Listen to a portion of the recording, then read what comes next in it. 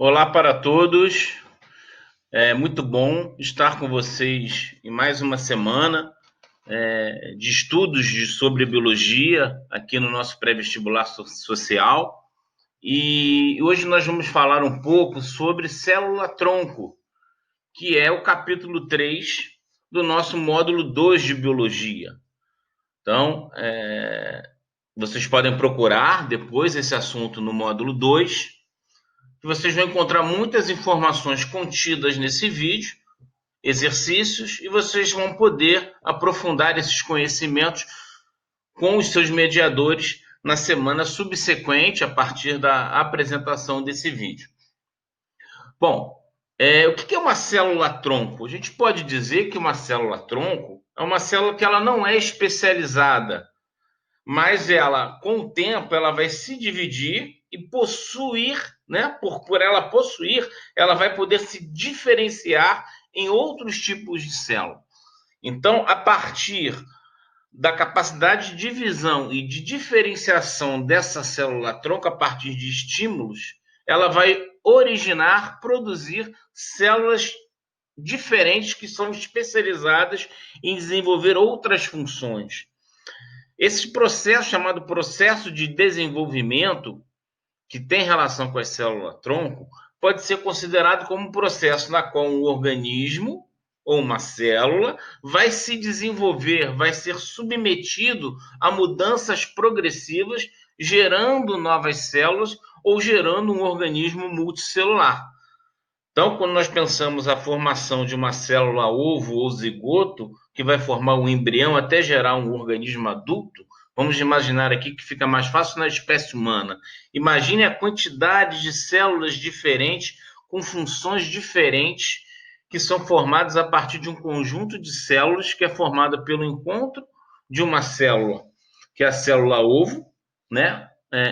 Que é proveniente, por sua vez, da fecundação, ou seja, do encontro do espermatozoide com um ovócito secundário, um óvulo, que depois termina o restinho da divisão, transforma-se em óvulo, e aí gera a célula ovo-zigoto, vai formar um embrião e vai formar um ser adulto. Esse processo de desenvolvimento a partir das células-tronco, ela está relacionada com diferentes etapas, mas muito importante a gente entender a expressão dos genes, a expressão diferencial dos genes. Aproximadamente 2% do DNA humano é que vai gerar, que vai ser expresso. Então, ainda há muita coisa a ser descoberta sobre a expressão gênica, a expressão do DNA. Por isso que nós estudamos também as etapas anteriores a essa aula de transcrição, de tradução, os exons, os introns no DNA, né, na formação do RNA mensageiro, o processo de tradução até gerar as proteínas. Então, as condições também citoplasmáticas que envolvem o núcleo também servem como estímulos para essa diferenciação celular, né? Receptores de membrana plasmática, reconhecimento celular. Então, há uma série de processos que são considerados esses estímulos para se diferenciar uma célula-tronco em um determinado tipo de célula especializada. Então, a determinação do que vai ser uma célula, como ela vai se diferenciar, né? Quais serão os processos de forma celular, processo chamado de morfogênese, e também o crescimento, ou seja, as divisões celulares, o crescimento, né, do volume celular, dos volumes das células, são processos que estão intrinsecamente relacionados com o desenvolvimento de um organismo.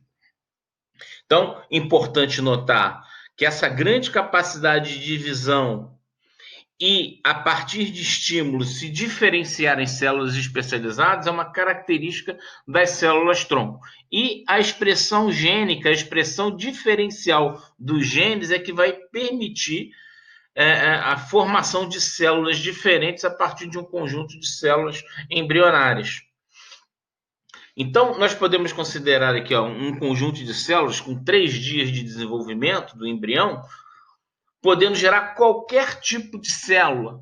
Então, nós temos as células tronco, denominadas de células totipotentes, que podem se diferenciar em qualquer tipo de célula, como essa daqui à esquerda, ou as células chamadas pluripotentes, que têm capacidade de diferenciação, mas não todos os tipos de célula, como são as células embrionárias, no início do processo de desenvolvimento de um embrião.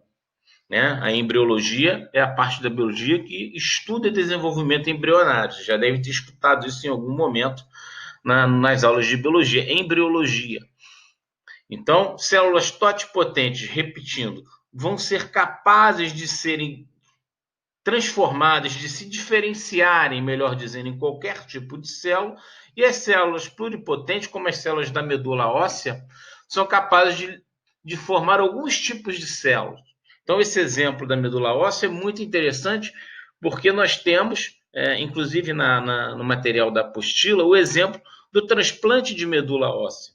Quando uma pessoa está com um linfoma, um problema de câncer, e precisa de uma transfusão de uma medula óssea, o que acontece? Você tem a reintrodução, a retirada e a reintrodução.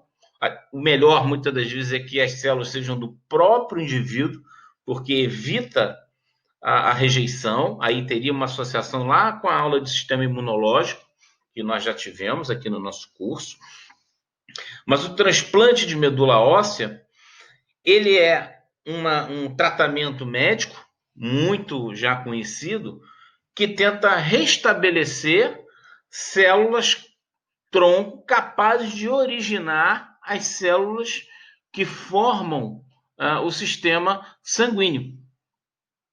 Então, célula pluripotente tem uma certa limitação, né? Uma célula tronco que possui limitação para gerar outras células. As células totipotentes são células embrionárias capazes de originar qualquer tipo de célula.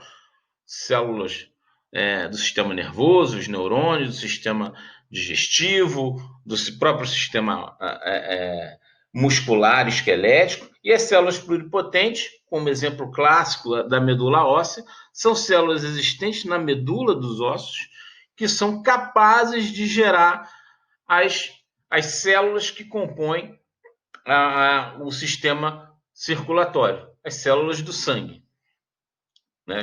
E os elementos figurados, as plaquetas, os glóbulos vermelhos e os diferentes tipos de glóbulos brancos. Bom, então, feita essa breve apresentação, o que a gente vai recomendar a vocês peguem o capítulo 3 do módulo 2, façam a leitura desse capítulo. Existem exercícios de provas anteriores que vocês podem tentar fazer a resolução e tirem as dúvidas e discutam e aprofundem esses conhecimentos com o mediador. Então, existe, por exemplo, a ideia de que se tira a medula óssea por causa da injeção nas costas, né?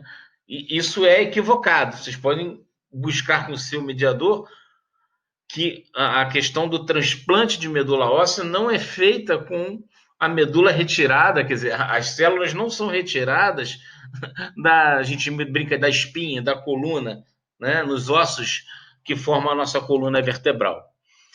Por exemplo, essa é uma grande curiosidade para vocês aprofundarem e ficarem sabendo, porque existe no senso comum esta informação. Nós gostaríamos de agradecer o acompanhamento de vocês.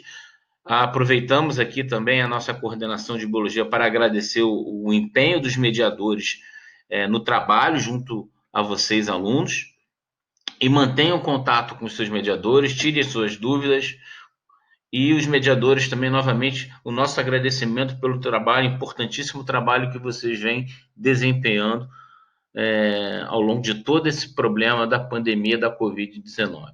Um grande abraço, saúde e até a próxima.